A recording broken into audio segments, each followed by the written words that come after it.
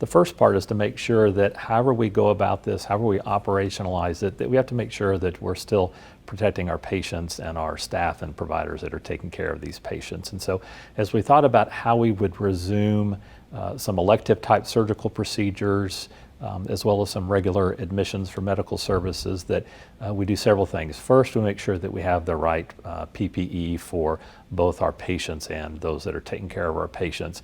And from a surgical and admission perspective, make sure that we have the testing capacity to test for the virus for all of our patients that are being admitted. And so that is starting this week, and that's where we are.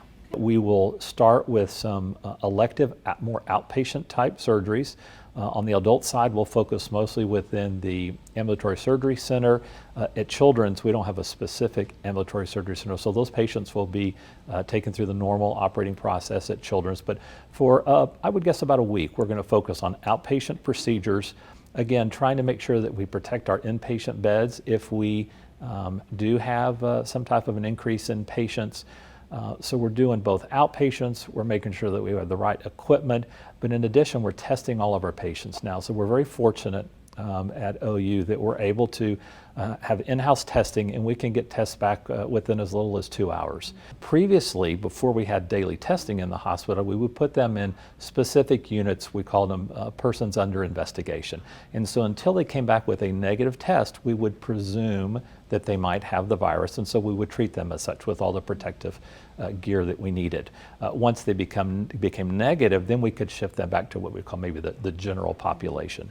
So just this past week, because we have the ability to test in-house in a large number of patients, we're testing everybody before they get into the hospital. So if you show up in the emergency room and you have symptoms, you're certainly tested, but now we're able to test everyone. And so instead of moving up to a unit that's a potential pending unit, we've been able to make sure that everybody is negative before they leave the emergency room, and if for some reason they do turn up positive and need to be admitted to the hospital, then we do have a specific place where those patients are taken care of.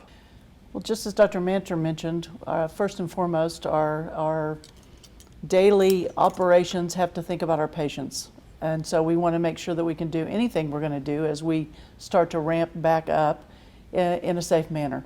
So we have proposed a phased-in approach for our clinics where starting May 4th, we'll have some of our clinics reopening, although they really never closed.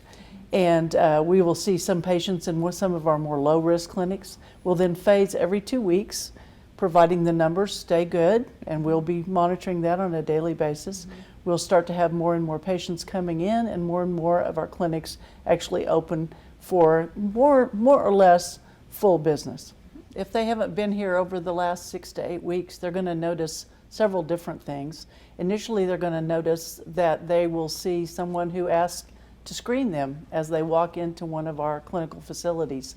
This will be a series of questions, and it will ask things that would be synonymous at times with potentially being infected. We want to make sure, as we've stated before, that safety is our #1 concern for our patients and our providers. So they'll be asked a series of questions. They'll be given a face mask and asked to don that, put that on, and to wear that throughout the time that they are seeking care in one of our clinical areas.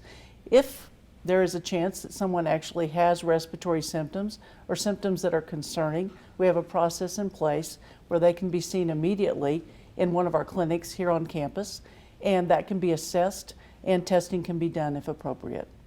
I think everyone's probably heard from Dr. Fauci and others now that a lot of times this virus is what we would call asymptomatic, meaning that you are infected, but you don't really show signs or symptoms that you're infected.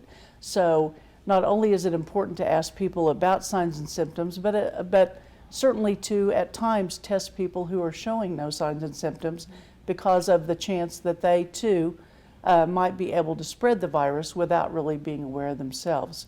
So we are, at the health department site, we're not only asking questions about those individuals that might have symptoms, but if individuals are concerned and think they might have had a potential exposure but are not showing any signs or symptoms themselves, they can certainly call and get an appointment as well.